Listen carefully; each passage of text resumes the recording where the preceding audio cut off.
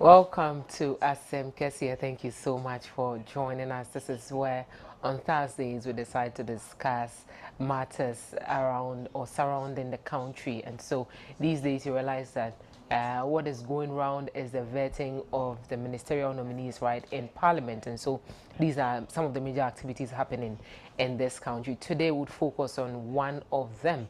And so this segment is proudly brought to you by the Christian Service University. We'll go take a quick break. When we come back, we'll introduce our guests and our topic for the morning. The Christian Service University, a fully chartered private university in Ghana, is inviting applications for admission. Undergraduate programs include BSc Nursing and Midwifery, Computer Science, Information Technology, Bachelor of Business Administration, BA Communication Studies, Planning and Social Development, and Theology with Administration. Postgraduate programs include MSc in Accounting and Finance, Monitoring and Evaluation, Corporate Planning and Governance. We have MA MPhil Communication Studies, MA Christian Ministry with Management, Event Management, MPhil English and Mathematics Education. With quality, faculty and state-of-the-art facilities, we blend academic work with entrepreneurial mindset in all our programs. For more information, please call 0246 275375, 0240 154825, or 0244 596603, or visit our website www.csuc.edu.gh. CSU is located at Odeneho Kwadaso on the Kumasi-Obuasi Road, 100 meters off Star Junction. Choose CSU today to secure the future of Africa. And to make him better known. That's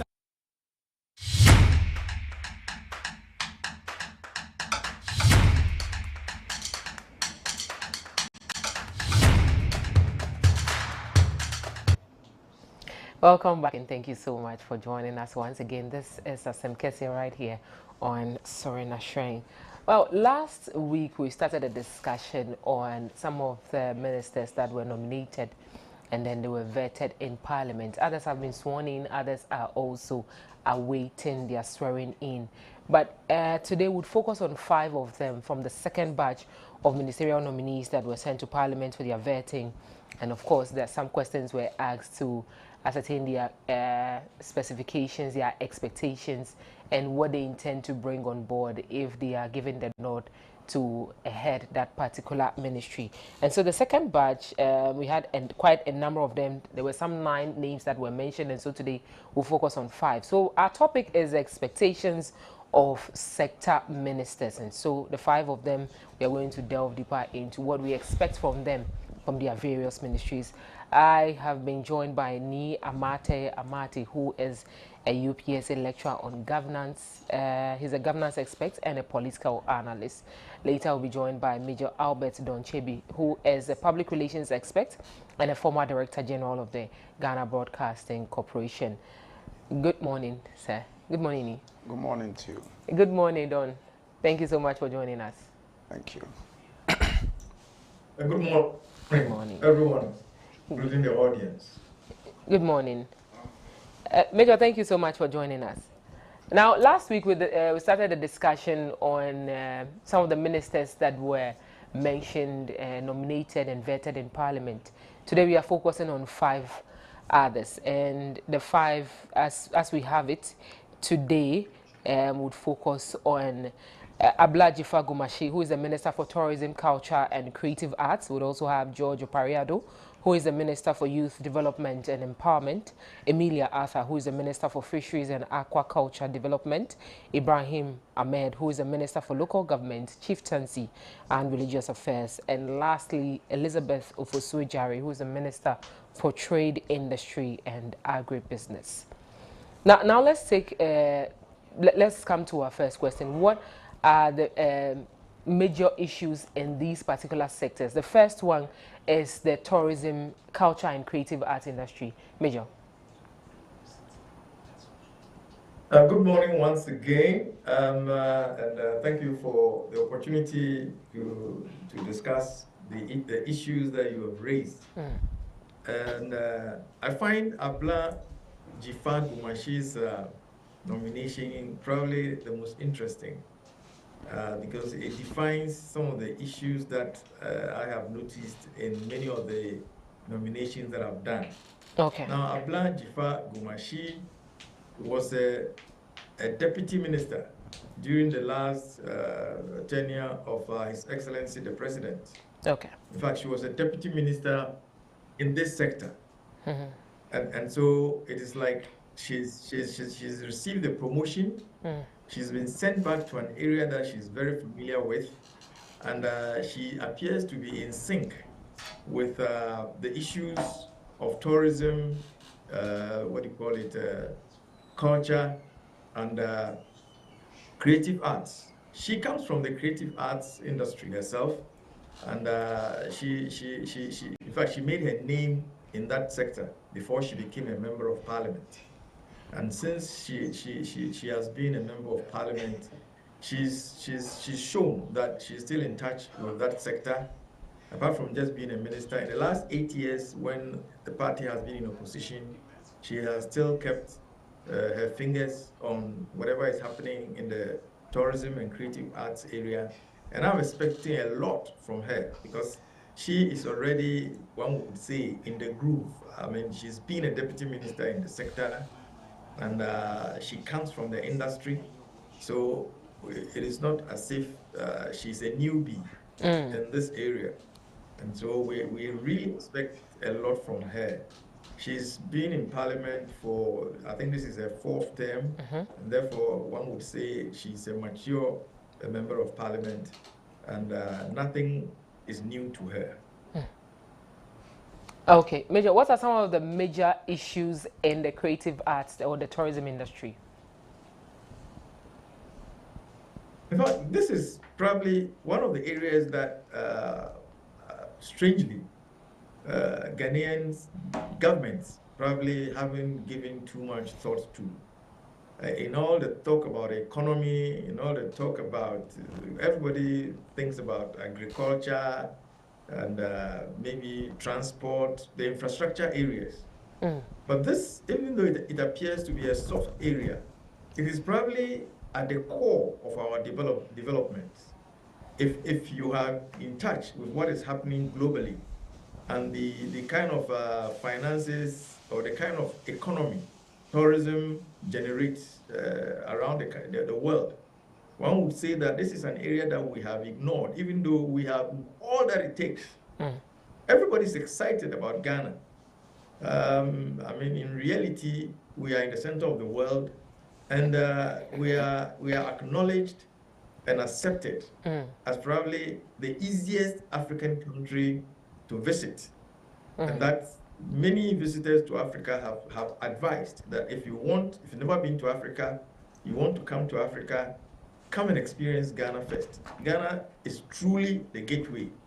Ghana would prepare you for the other African countries. And increasingly, that is the message out there, which is being sold, particularly to Africans in the diaspora. And we need to capitalize on this. Unfortunately, we pretend to be doing something, we are not doing much. All of us know that many of our tourism sites are very deplorable. The roads and the infrastructure towards to visit those areas are lamentable. And I expect her fight this battle strongly and be able to say it is not charity. This is an industry that can contribute immensely to the economy and create jobs. Because the tourism industry is jobs. Morocco, Kenya, and South Africa, these are countries that are reaping huge benefits from tourism. Because you can't do tourism without service persons. They have to be tourist guides, they have to be drivers, they have to be restaurant and hotel persons, they have to be a whole mini industry around tourism. And therefore, developing tourism is going to engage a lot of young people and generate huge foreign currencies to this country. And so I expect her, and I believe she's very knowledgeable, she knows the issues, she's not a newbie, like I've said, she's not new to the industry, and I'm convinced that she's done her research and she knows that if we can devote some sizable funds to improving tourism sites in all the regions of Ghana, let alone even just transportation and ablution facilities. Just these would be able to make our tourism more customer friendly and ensure that we attract a lot more people to our country, which will end up boosting incomes and livelihoods in this country. Well, Major, thank you so much. But one of the highest places that our revenue comes from when it comes to tourism is the food chain. Because everybody tries to eat food. You go to the workplace, some people order their foods and all that. We also have the hotel industry, we have the recreational centers and what have you. But it is, from some research, it is indicated that about 3.8 billion was raked in revenue in the year 2023. And so that states that there's a lot of revenue that can be generated in that. But during the minister's vetting, did you, if you really watched, did you see any of these issues you mentioned? Did you see her articulated during her answering of the questions and what she intends to do with this particular ministry? Unfortunately, I was engaged elsewhere, so I was unable to watch her. But like I've said, I have no doubts. When I had her appointment, I was convinced that it was in line with what the president seems to be doing, promoting persons who in his last term were in these jobs but at a lower level, in junior roles. These persons have matured and therefore are moving. And that is the reason why I'm excited by her appointment, because she knows the issues. And she's had 8 years, just like the president, to go and sit at home and reflect on what she should have done that she didn't do. And I'm convinced that even though I didn't watch her, I have a conviction that she must have expressed herself well since she got the nod from Parliament, and we expect a lot from her. I spoke a lot about the tourism sector. I didn't say much about the creative arts, but I believe that they are connected in various ways. Tourism and the creative arts go hand in hand. So a boost for tourism will definitely boost creative arts. And what you mentioned, there can be no serious tourism without a development of the hospitality sector. I mean, the hospitality, tourism, creative arts, they are intricately linked together. And there's no way we are going to separate them. If you target tourism, definitely it will trickle down into hospitality and trickle down into the creative arts. Because when the tourists visit, they have to sleep somewhere, they have to eat, they buy a lot of what do you call it, cultural goods, arts, and they patronize what do you call drama, musical festivals, and what have you. Just look at what happened in December. There was a whole mini economy around what they call Dirty December. A lot of foreigners trooped into Ghana, and just to enjoy Christmas in Ghana, and it was one event after the other. And obviously, they sleep somewhere, they eat somewhere, they purchase all kinds of items whilst they are here, and they send reports back that will bring more people in the future. The few things that I've noticed about, because I've been going online and I've been reading their comments, it's that sometimes we are not up to scratch in the way our country is organized, signages, and how to even assess many of these tourist places. That is the reason why we need to do a lot about the physical infrastructure, supporting the tourism sector. And like I've said, it will affect hospitality, creative arts, and music, and what have you. Okay. Major, thank you so much. We'll come back to you. Ni, let's come to the studio. Now, you watched her vetting, Abla Jifagumashi. Well, you watched her off vetting. and on, off and on. Off and on. What would you say about her and then her position as the Minister for Tourism, Culture and Creative Arts? Well, I think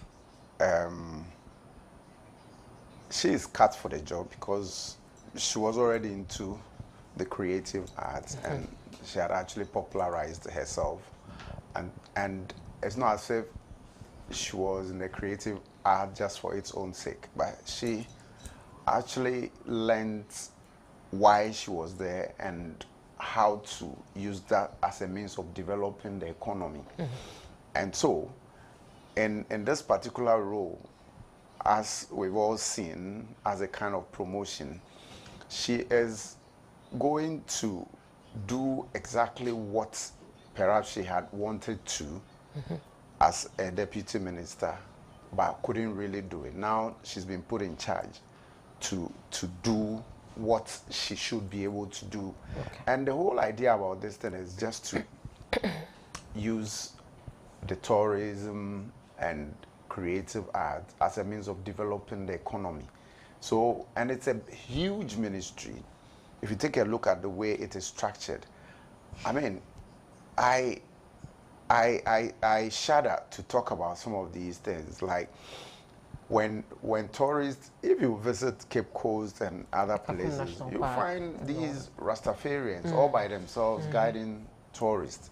We really have not done much to own the place as a Ghanaian government-sponsored thing. Individuals take it upon themselves to pick whites, take them to places. Sometimes the whites are taken for some of the items are stolen from them. And yeah, I mean, if the state takes hold of these things, once the state associates you with somebody to guide you, if anything happens, that person so that is it. But I think, like we're saying, tourism should be well structured. I landed on a book that was trying, that I think it was written in the 50s, that was trying to create awareness as to what to expect or to see when you visit where.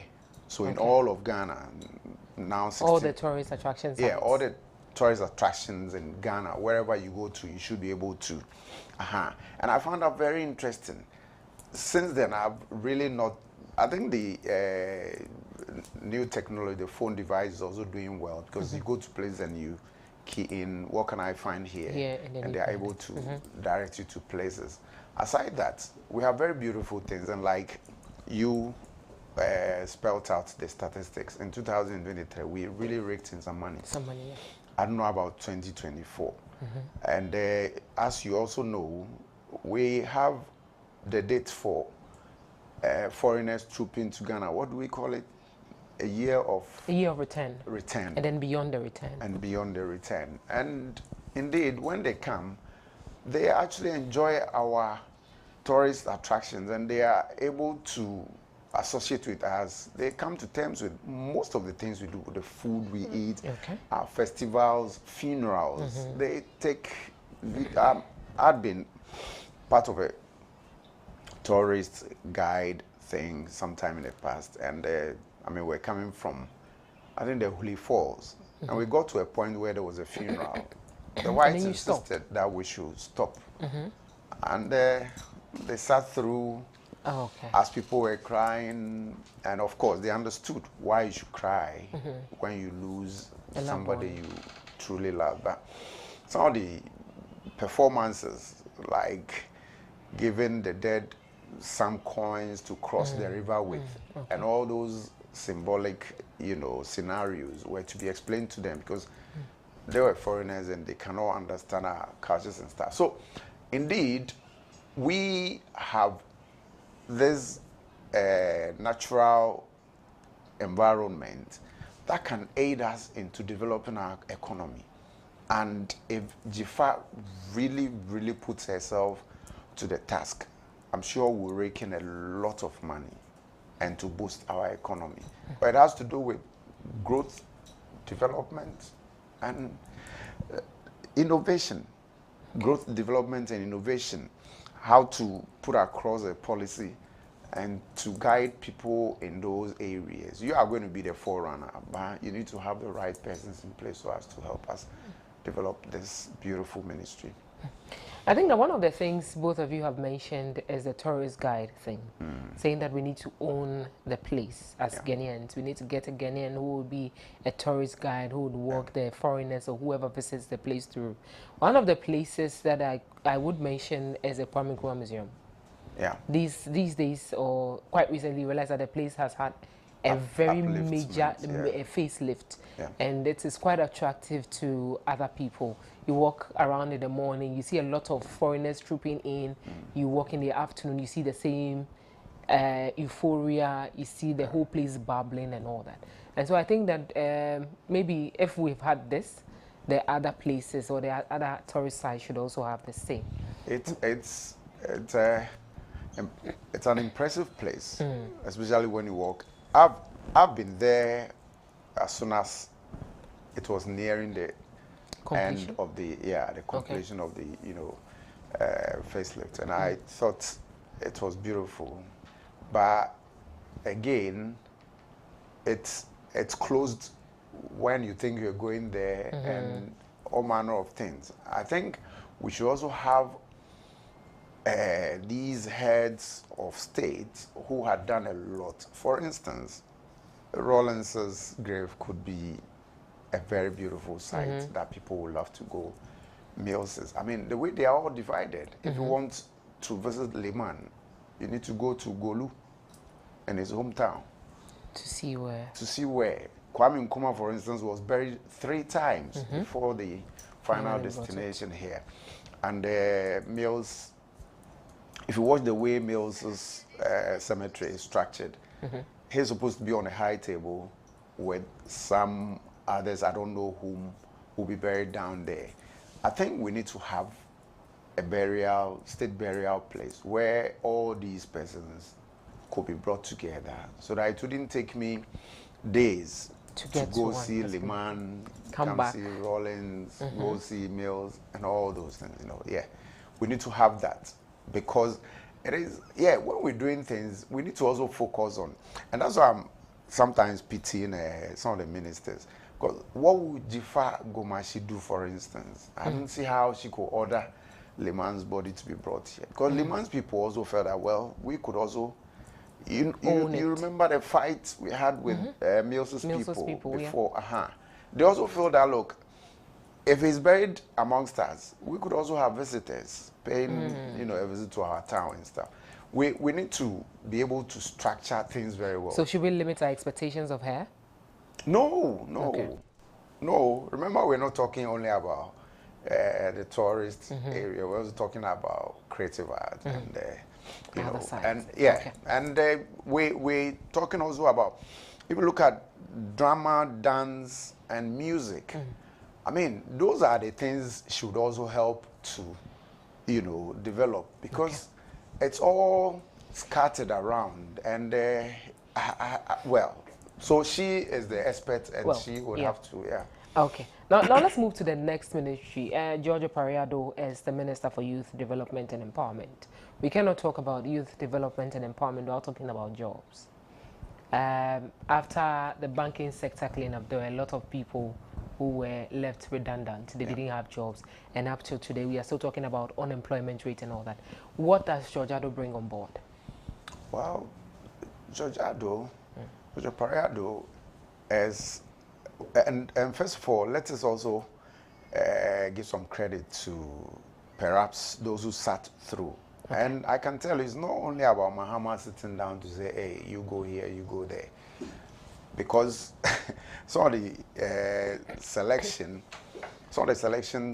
are quite not up to the acceptance of Ghanaians. For instance, Kofi Adams raised a lot of hula baloo, but you wouldn't know what went into it, and perhaps, aside what you know about the appointee, you wouldn't know the other side. So, but his ministry is also a very important. Remember, I mean, if you don't pay attention to the youth of any country, you'll be experiencing things like what went on in Kenya, Nigeria, where the youth took power upon themselves too.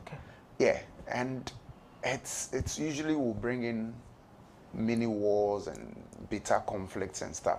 So once you have the youth satisfied by giving them a ministry, I don't think that is enough. We need to create jobs for them. You need to make sure that they are in school when it is their age.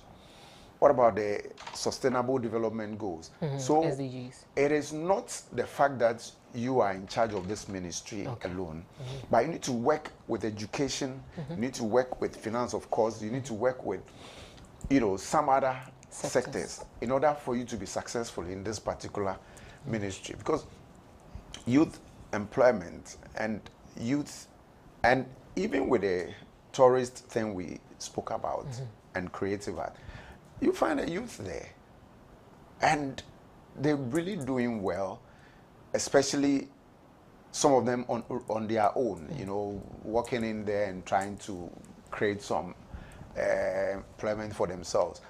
If we structure it well, Pareado should be the one making it a bubbling place. Bubbling in the sense that once you have the youth in mind, it means you have a focus in the future. If you pay no attention to the youth, the country has no future. And that is why we most often will have some of the focus on the youth education, primary education, secondary education, etc. For me, it is education first. Okay. Once we make sure we are into that area, we will definitely bid our time by making sure that they go through the educational process and then get to the age where they could have the employment.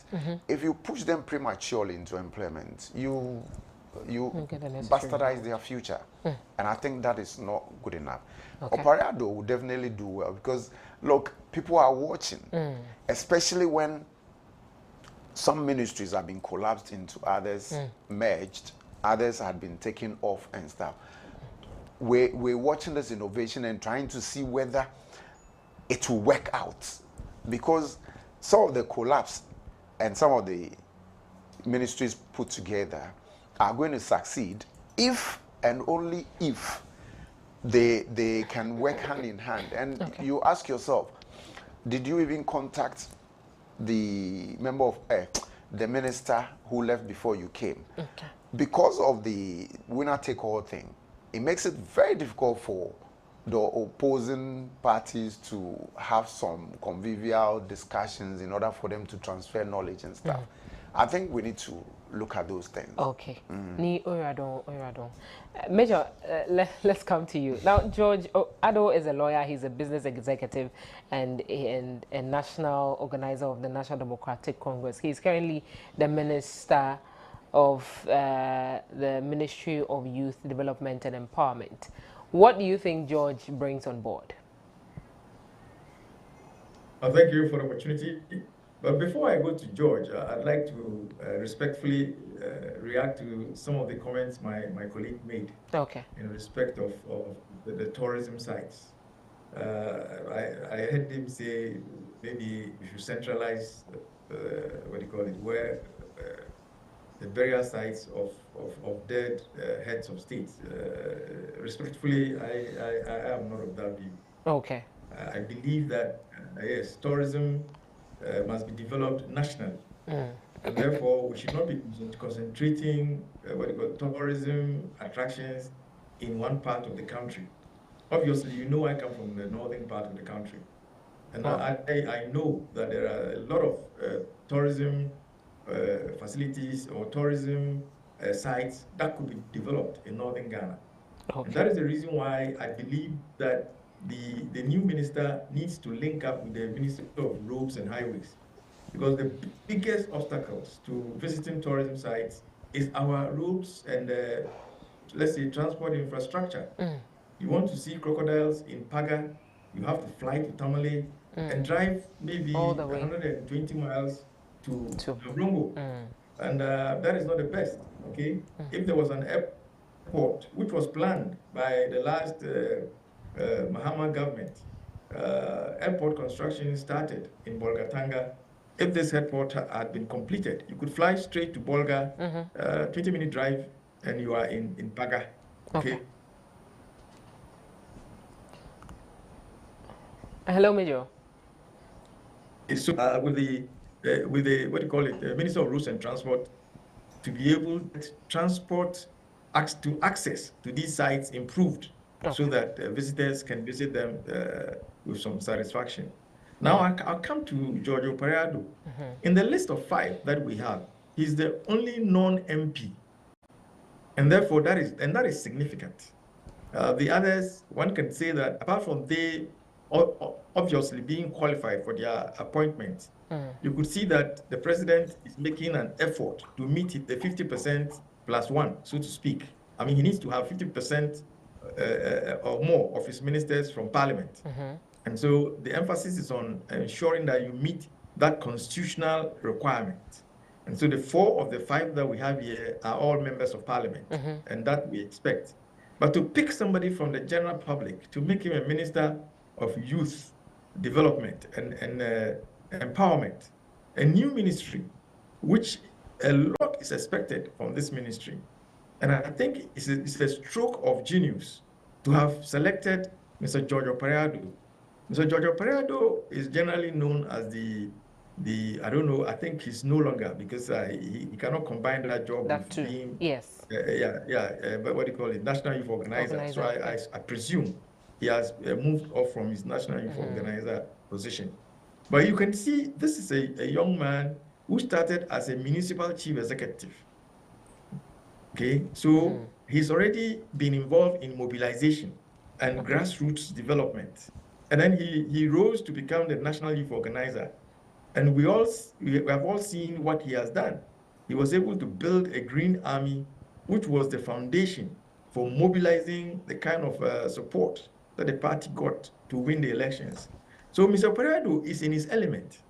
This ministry should be like a plaything for him.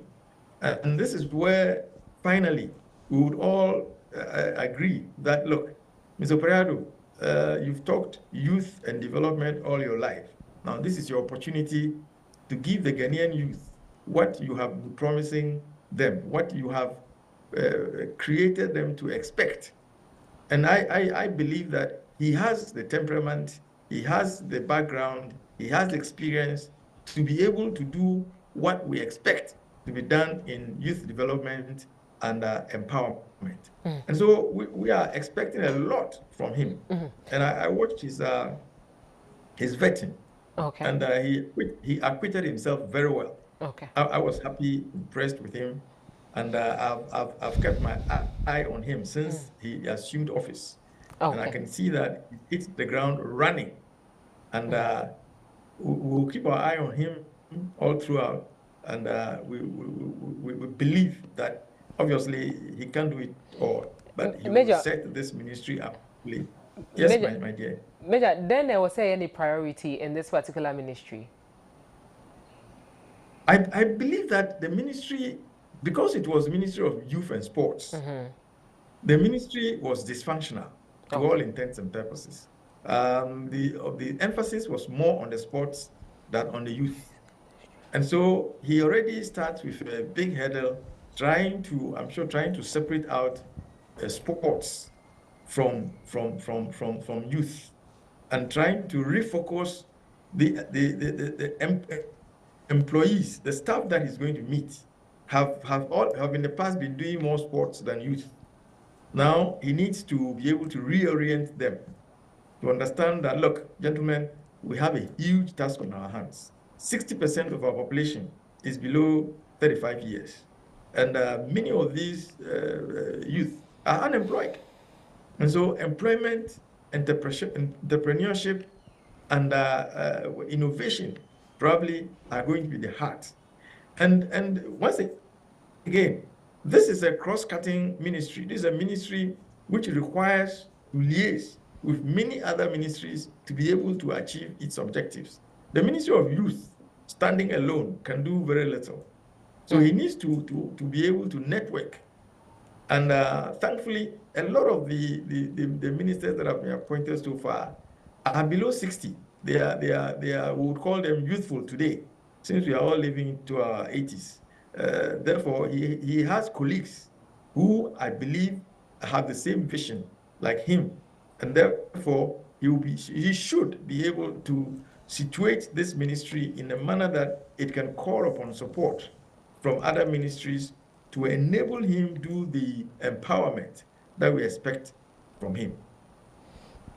Okay, thank you so much. Now let's look at the fisheries and aquaculture industry. When we talk about fishing, we don't only talk about inshore, we talk about inland as well, because there are other places who do not have the sea, but they have some river bodies they fish in and all that. We've also had issues of light fishing. We've been given yellow cards some few times as a country. We also have issues of the closed season and what have you. Emilia Arthur is currently the Minister for Fisheries and Aquaculture Development. What do you think she would do very differently? Because most of the fisher folks have complained about the closed season, saying that it doesn't help because that's the time that they usually get a lot of catch when they go for fishing. Yeah, thank you for bringing me to Madam Emilia Arthur. Yeah. Now, Madam Emilia Arthur is also another interesting pick. She also goes back quite some time. This is a woman who was the district chief executive in Shama, rose up to become a deputy regional minister, and has graduated to becoming a full minister. So she's somebody who is also, so to speak, in the element. I mean, is familiar with administration of serious political offices. And I'm expecting a lot from her, because coming from Shama, which is a very popular fishing area, and having been Deputy Western Regional Minister, she obviously is in touch with fishing. And then also the fact that we all know today, fishing is not just going to the sea. Inland fisheries have increasingly become very, very important. Okay. And I am expecting her not to focus on fisher folk just along the coast, like many have done in the past, but to think more of the inland fisheries. And therefore, to be concerned about galamsey, which is affecting our river bodies, virtually killed all fish species in the rivers in the central, eastern, western, and Ashanti regions. He needs to liaise with the Minister of Lands, who also comes from the western region. Yeah. And therefore, I expect them to be able to get together to see what they can do about cleaning our river systems and in a way, reseeding. Seeding in the sense of planting or putting in fish into these river systems. The native fish that have been destroyed. Major, we need to find a way. Similar river systems. Yes. Fishing who asem. Emze waka shamafo, wabo shamafo ding in temperature. Betumi aka infantika krama yankebende. Oh, and yeah, I'm also happy. But I'm a fan. Okay, sure. Today, my American. Dam fishing, or yet there, I want to walk up saying, or there, I want to walk rivers now, Wagana so. Nam no fee of rivers, but in him there, Galamsey in the Dam Namina, Yakunia, be new hobby. Now, are there offshore also? Now, offshore also, are there yet aquaculture? Aquaculture is a eco group, a money do. And number when you feel aquaculture and crowd watching, and number watching, I mean, just free range. Now, or there should be special programs on growing aquaculture. And aquaculture, I mean, if you do research on aquaculture, the Chinese, the Asians have perfected combining even aquaculture with poultry, aquaculture with goats, because in a way there is a relationship between some of the waste. Hello, Major. Or some of the other animals that could. Okay, and so we'll try and get in touch with Major again. Let's come to you. Yeah. Now, the fisheries sector, one of the secretariats under the fisheries sector is the National Premix for Secretariat. Premix for Secretariat. Okay. We need to focus on fisheries along the coast. Okay. So you're northern. Yeah. Now, yes, aquaculture, not offshore. It's a huge opportunity, a huge place for innovation, and I'm expecting her, having been DC Okay. You walk around the coast, Ufa Epunano from Choco, Echo, Nini Kikaho. Sometimes the premix flow comes in the tanks and you see people fighting. It's one of the sectors under the Ministry of Fisheries and Aquaculture Development. Mini oblayo ne banye fe, mini wama mini banye fe ni ebomodin yake many yawo. Amehu ambanya ameno nisa yeneke industry nemi. Well, ni ele kokwe bofen bon jesani a structure ni bi ojuba. Okay. Onye no oba ni o continue with things of the old ni e bese na mo ha odon. E wo I mean kota se no na ni ano na play ni bi ahi. Mo fen mo nta ole hu enoko fi o na ke wa twuni bona fe ni ayeda. E wo ken esane afele ke ifa ni ale me aboni yoje taba jale ten bona fe mo na fio agbene hu te abachon ni ahano nu e wo sisi ake wo da ochi alo da nyongbele ebo ba na onu koni mo fe mo he ajole ehia ni abanu ehia ni uba pay bribe dani ake no ko achon eko na ake ba habo ehia ni abaha me come advantage over others ke ajani akweni ajabona vi mo fe mo because inu chumoni bo honu chumoni ni wo fence anu wo chuni ni ka oba chuni won depend on na ke majani bi na no esani won ne ahye no bo ni fe domo eno ni leba wo me ni ba akwe na kan gbe fan ha le because inu chumo fa na kometo enye efe wo it's about le hu ne ba develop policies ni ba wale bona afi ni bi na anya ayemu besides ke okwe esani enyeni e manage fisheries ojugba bona afi na create sustainable fishing practice ni a hand over generations to come ole ni bi e komena me yuo ya ke aha be na aka ya wo ni if I keje August in you okay July August yeah ejino ko ni sanafi because ha insure mingbe bona afi ni loe anya afọ ni amedra na amejo amei moto na ko watch tunai ni wo na agbagboye amumu ame bibi mi ubana Chinese bi eni ba oche opoku ake amumu ame ke net ni amemi bibi amu e wo ko mo at that age ni umegbe na amedra te o ba fete no na lebo no tawo te ba fete won wo ba nye wo ke maje manse bo na afi wona na ke dollar na eko e wo ni bi eko me na you ake close season ke ni bi ehi onye ni eko be na afio ke ote Scandinavian world ne tomo Norway for instance ame close season for ame na ke adankoi antelopes can be na agbone yeah moko shoot until nijike won ya wo won ya ko emi okay na kamaja kolo enu wa mo ke even wo ye no we wo la mani yeah I close season okay ni bohu o ke ba joy as wo yalo bona fe eha inshon ke fa ke other in riverine areas egbe bona fe amehu ameke for na ameke dra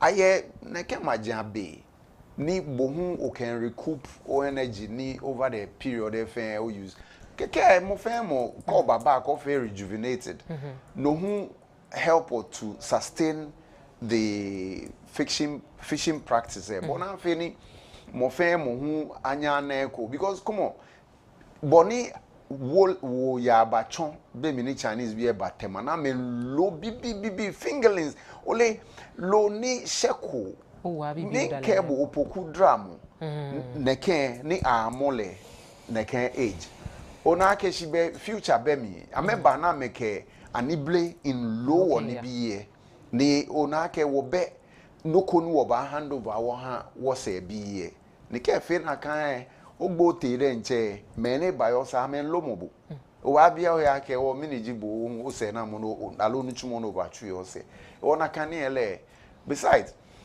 apart from no it's any onion warfare legal policies bona fe no one guide or framework ni guide or ni work fe or ni bi ni a report ko on fishing ke other practices what pay attention because come on ke etan be Chinese be their business people and buy I go klo ni amenwa won fite won bi ekoji na kan illegal mining ne come boni wo nwe echomo moto ni lo nye da ye na kind condition unless adwin me ama me twi ko ni ko je musuni bi renche e ba nye for a while e wa mepo keji moto egbi amanya me hiomi for days kashibe ni nuba hwe no ni she je lo fen lo nyo a survival under na kind condition ne wa ni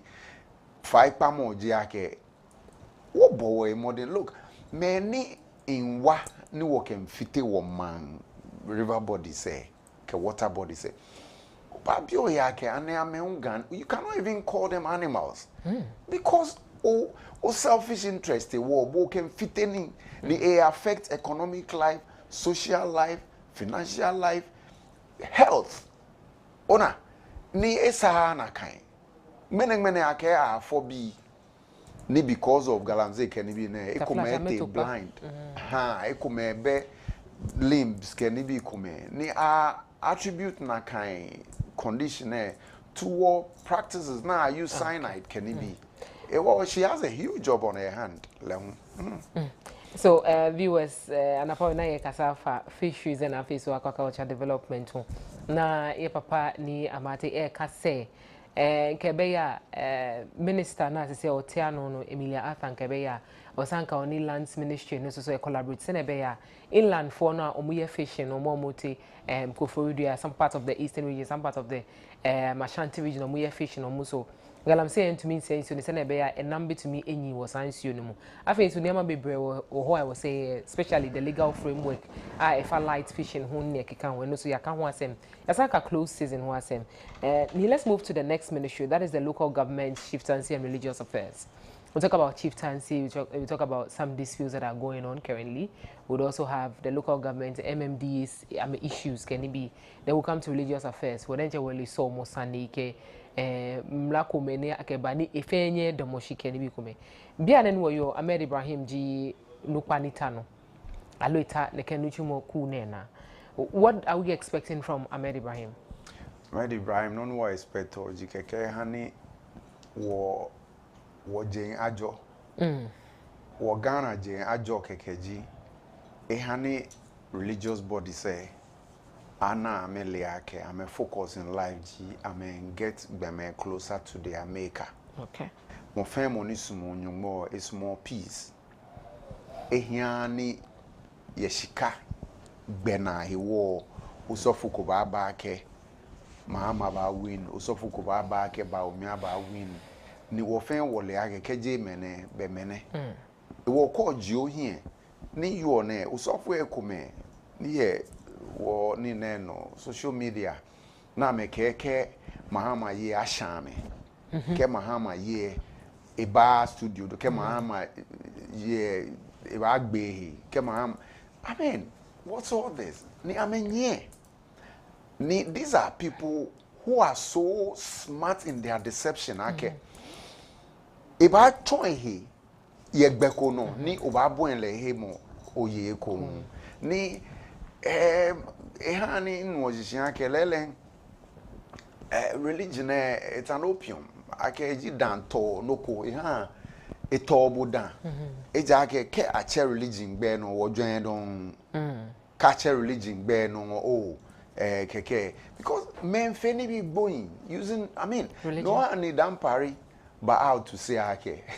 I can prophesy don't get into Christmas time because miniji no maba ona agbene manche me ni amen ji wo hie nye loy look if no buyer okay buleba ha manche because manche ji money ba welcome boat to the land.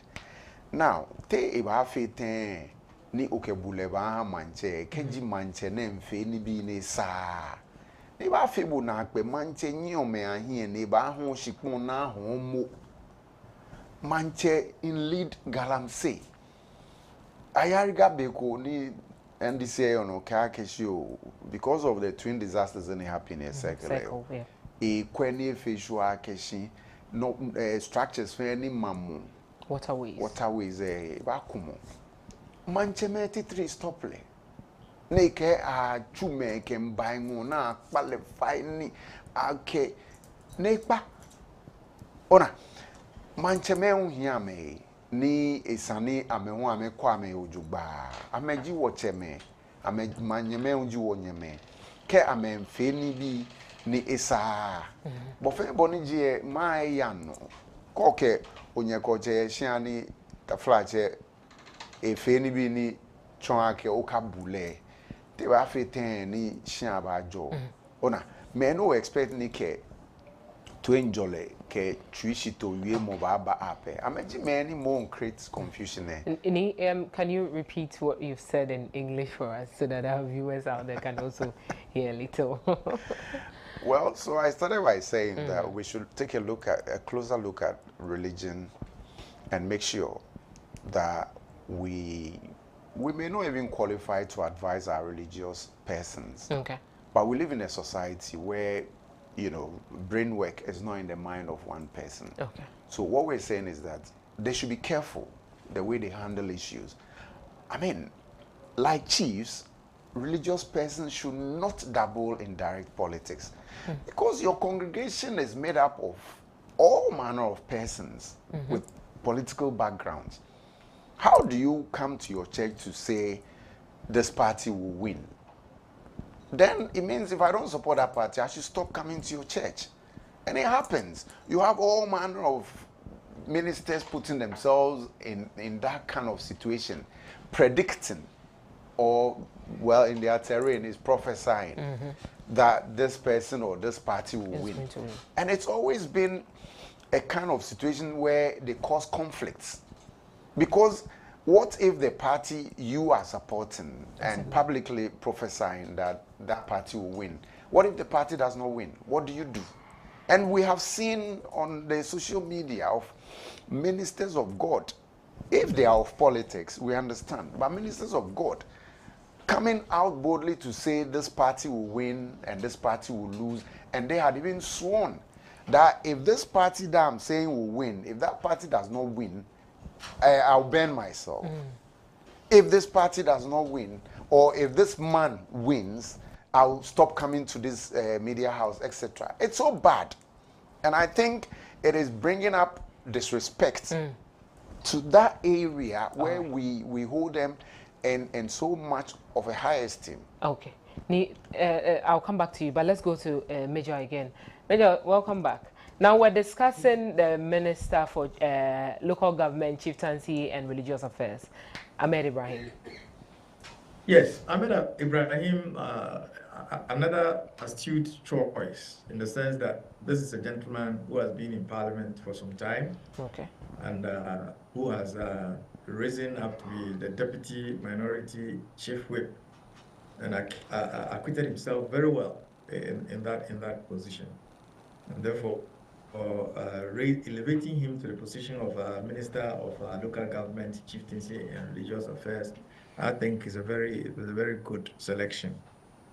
Now, this gentleman is confronted with issues in 3 of the most contentious areas in Ghana.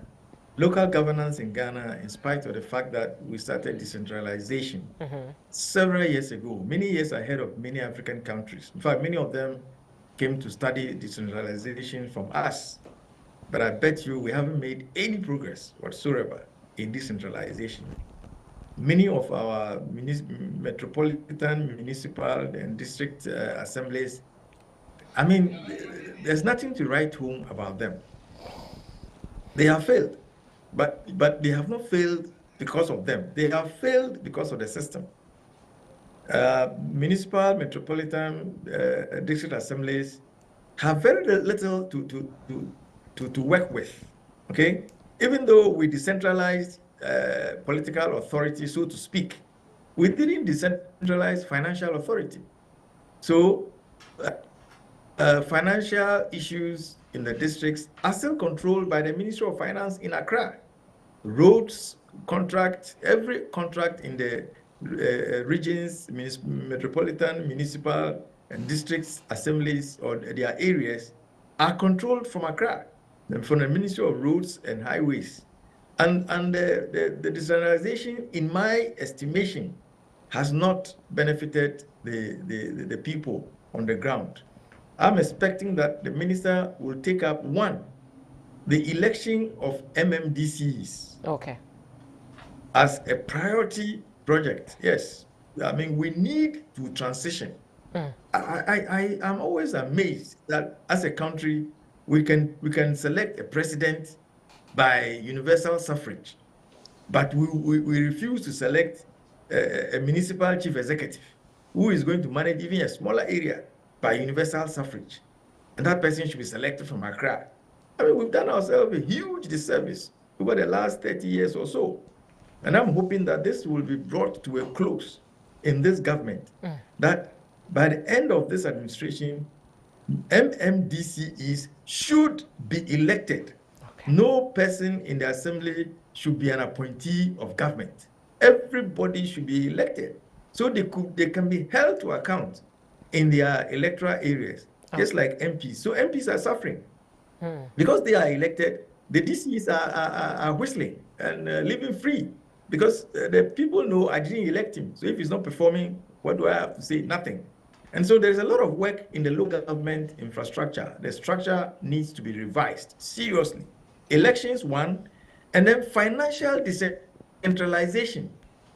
Nothing will happen in the districts if there is not some financial decentralization at the center, where instead of this measly, I don't know whether it's 5% or 7% district assemblies common fund, the percentage needs to be increased to a figure that could be meaningful, where the district assemblies will be able to undertake serious projects. They know the issues of their districts, what is more important to them, what they would want to see changed, not somebody sitting in Accra. And so we want to see financial decentralization and election of MMDCs.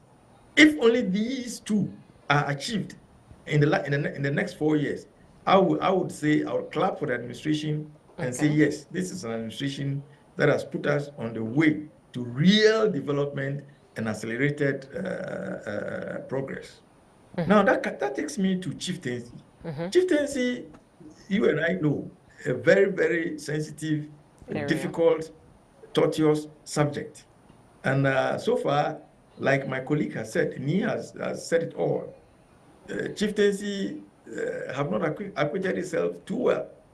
I mean, you and I know that 90% of all the tensions and clashes we have across the country, from Greater Accra to Upper East to Upper West, they are all chieftaincy related, chieftaincy land related.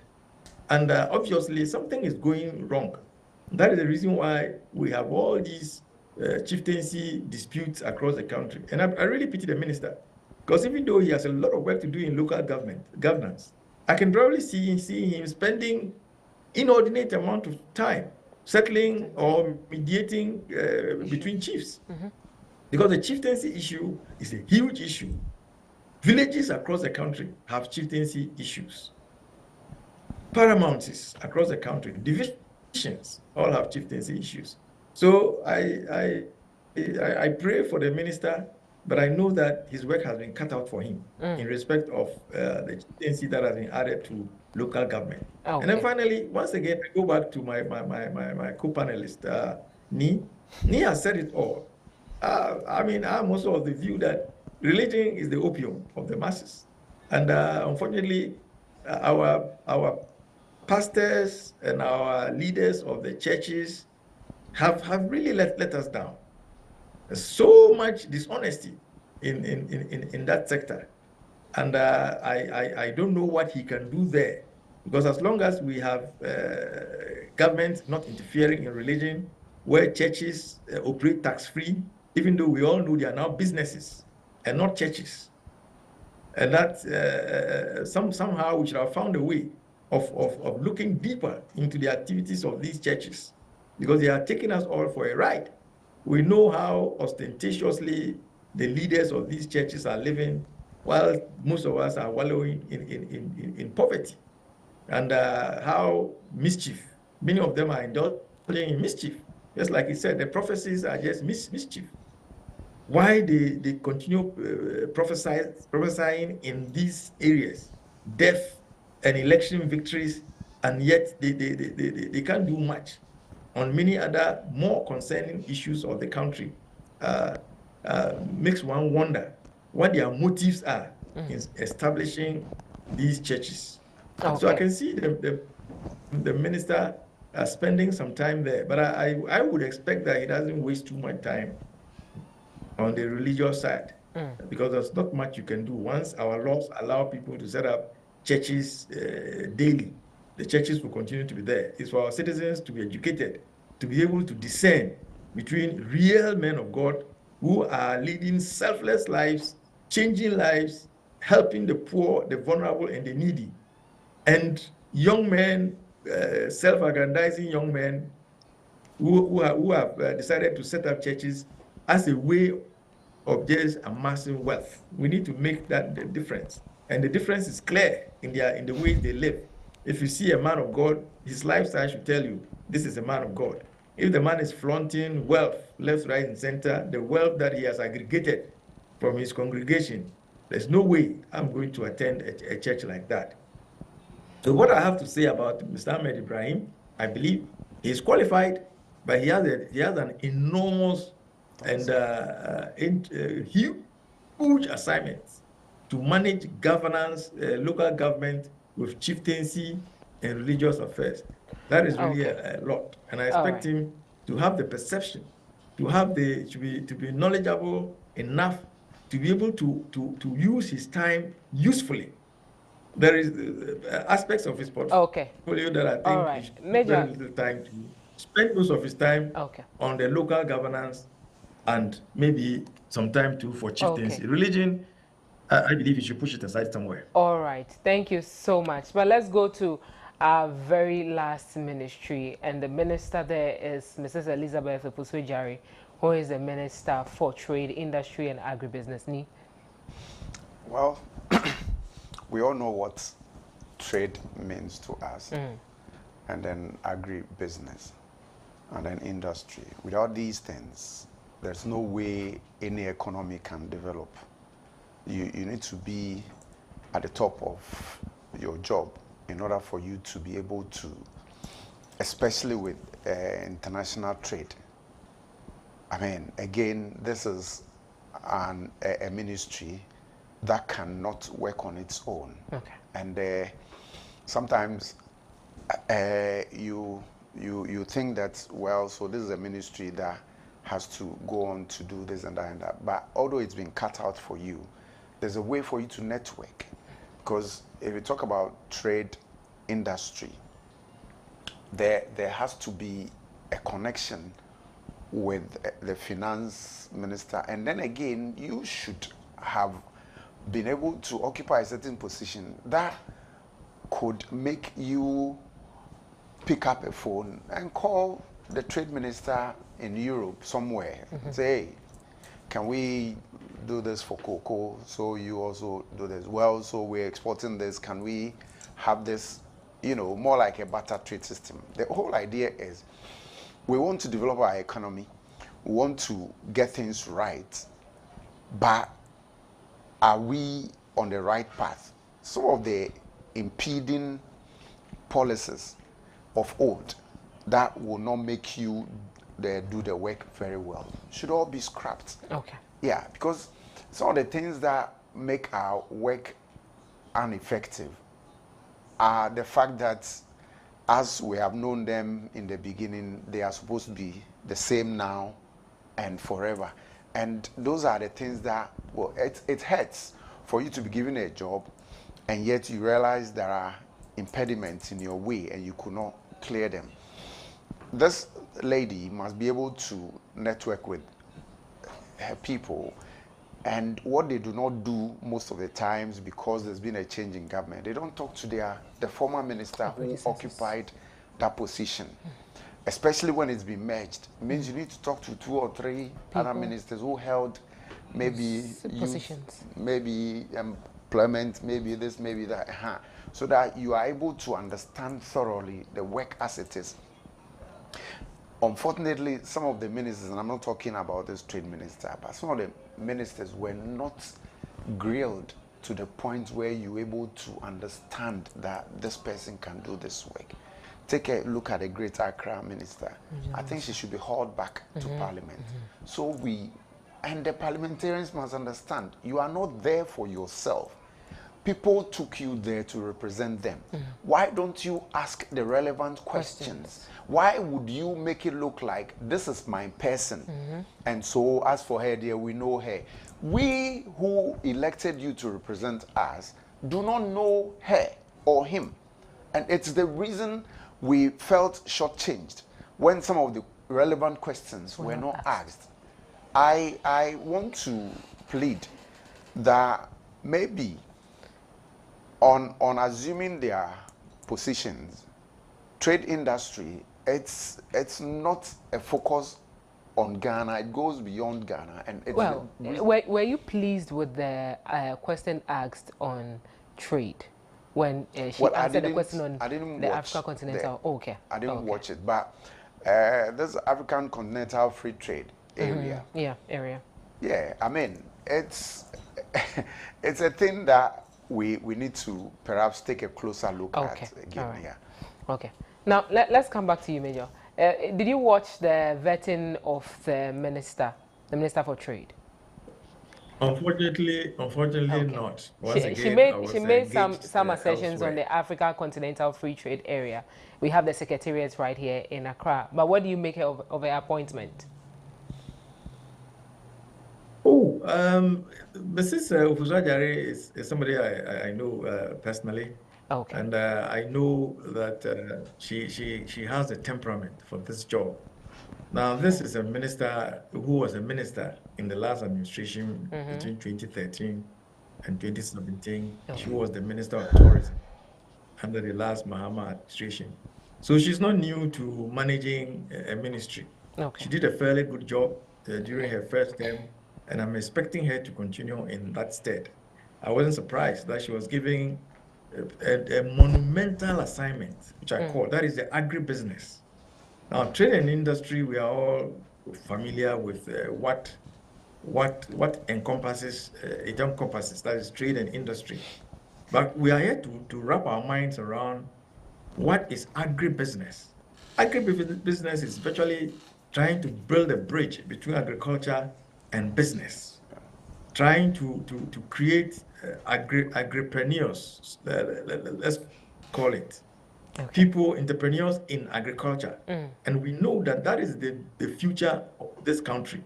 If this country is to make any headway, the fusion between agriculture and business is the way to go. And this onerous assignment has been landed on the plate of this not so young woman. I know she's about 50. So, well, we could call her a young woman, but a very mature young woman. And we are expecting a lot from her. And being a fairly good lawyer, I believe she has the capacity to be able to create the linkages that we want to see between the agriculture, value chain and the business value chain. It's going to be a very tricky assignment. And I would expect her to find the appropriate expertise to support her, to link these two very, very major segments of our environment together. All right. Because these two probably are the future of Ghana. Okay.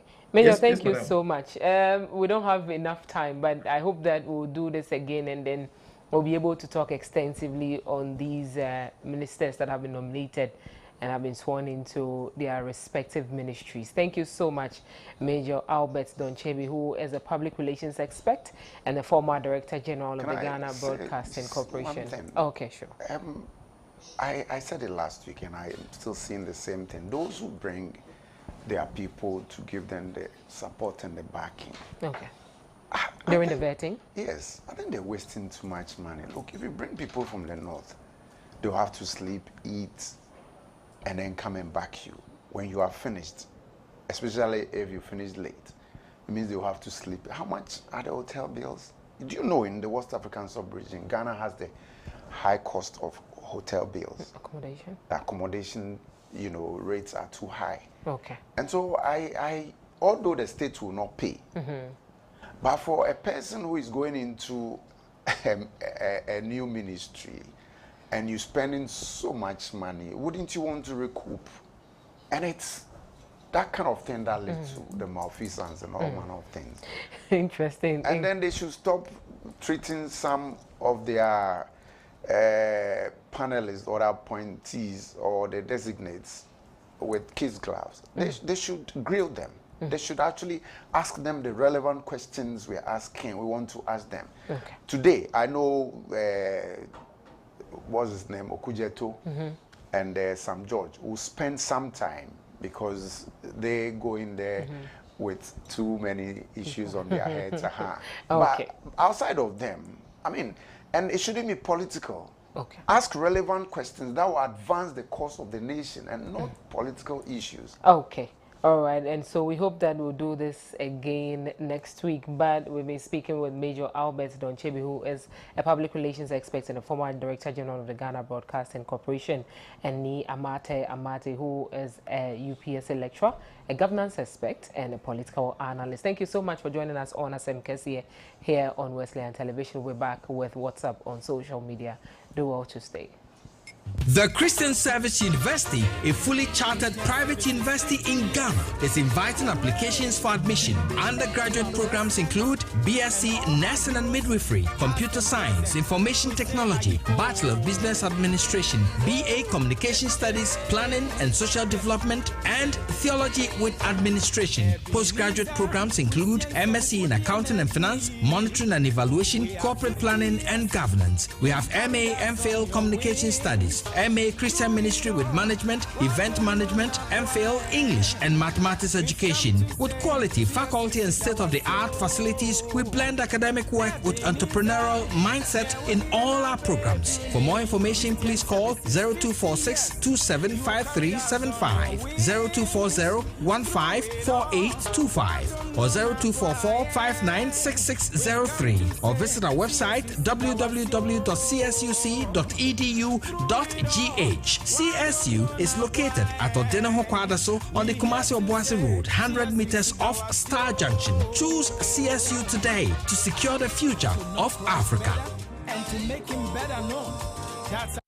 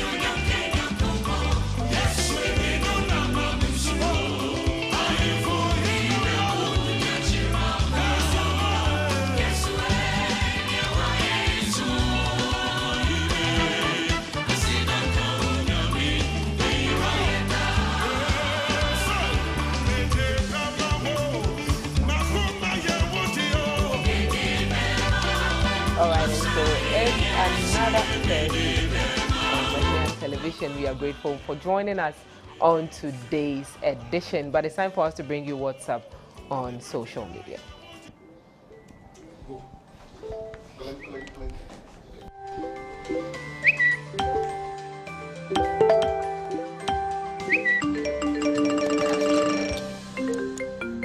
All right, so this is where we bring you all the trends, all the posts you see on Facebook, on Instagram, on LinkedIn, and all social media platforms, and the comments that are associated with it. But for the trends, we'll go pick it from X. And trending here in Ghana is Oyibo.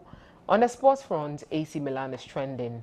Jolesic is also trending. Son of Man is trending. Breast is trending. Oliver Bakavomawa is also trending. And this trend is in relation to what he said at the appointments committee yesterday when he was asked to, when he was summoned to the appointments committee to answer some questions concerning the bribery allegations he made on his Twitter or his X post some days ago. Well, pick up your phone and go to X, and these are some of the trends you would find. Straight to our very first post of the morning from the Methodist Church Ghana's platform. It says the 2025 Annual Planning Consultation APC at the Wesley Towers. And so these are some of the pictures of what is going on at the Wesley Towers this week. And so let's go to the comment section. Okay, and so do well to go to the page, see the pictures for yourself, and then get to know if you can find your favorite person right there. Now, Old Worry posted something. It says the Indomie generation will think this is a cake. And so we have some light bulbs, smaller in sizes right there.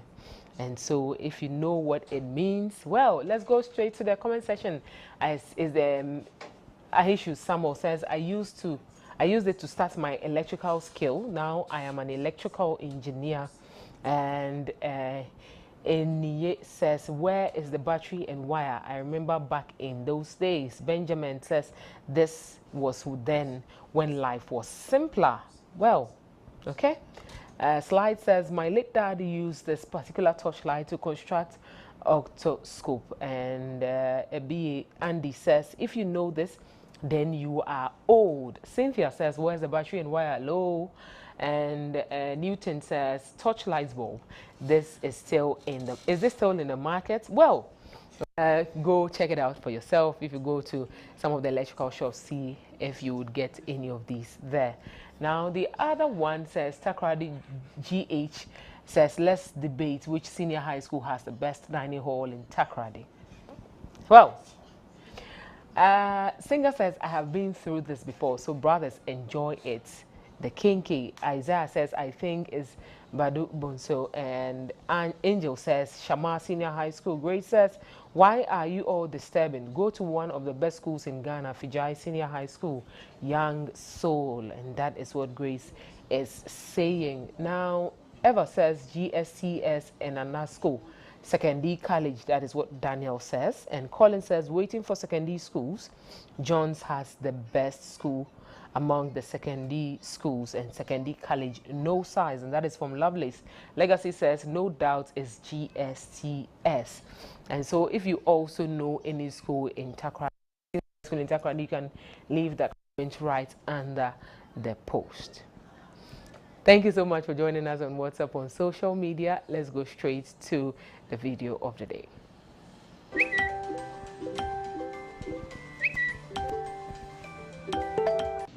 Hey!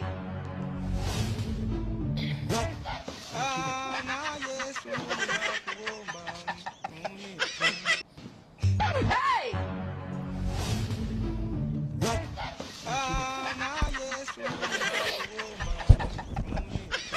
Well, if this is your worst day, then this is what is going to happen to you. But please don't try this with anyone. If you're carrying a bucket of water, it will be very bad for someone to tickle you in that way. We'll go back to celebrations. And if you have sent us your birthday messages, this is the time for you to watch and celebrate a special person.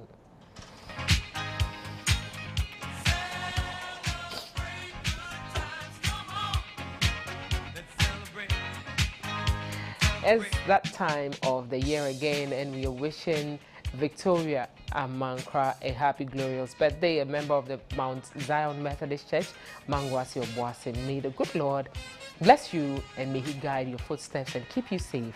This is from Nana and the family wishing you, Victoria, a happy birthday. Happy glorious birthday to you, Mrs. Rosina Ewachi. Your family wishes you a blessed and beautiful birthday. May God's favor be upon you abundantly and may He richly bless you for your selflessness and dedication. Wishing you a year filled with joy and divine blessings. Sister Efwa Mr. Nyame Achampon Esquire, happy birthday. You are the branch secretary for the Trinity MYF Pillar 2 Domi Circuit. God bless your new age and usher you into higher heights. The entire circuit celebrates you for your hard work and commitment. This is from your circuit chairman, Bismarck, wishing you a happy birthday. All right, and so do well to also send us your birthday messages on our WhatsApp line, and we'll be here to celebrate your birthday tomorrow. And so, Mr. Norte from the Finance Department of the Methodist Church Ghana, we are wishing you a speedy recovery, and all members of the Finance Department from Osofo Penyin Bright to all the others, Douglas, Mark. We also say good morning to Auntie Esther, Auntie Stella, and the rest of you. Have a very pleasant morning. Thank you so much for joining us on today's edition. But to our sponsors, Danwall Insurance Company, Methodist University Ghana, the Methodist Investment and Properties Limited, we say thank you to Multi Credit Savings and Loans, KFK Foods, Barbella Clothing, Willis Clothing, and the Freeman Methodist Guest House, Peters Institute, and the Christian Service University. We promise to hit your screens again tomorrow. Please do well to make time with us. Enjoy the rest of your day.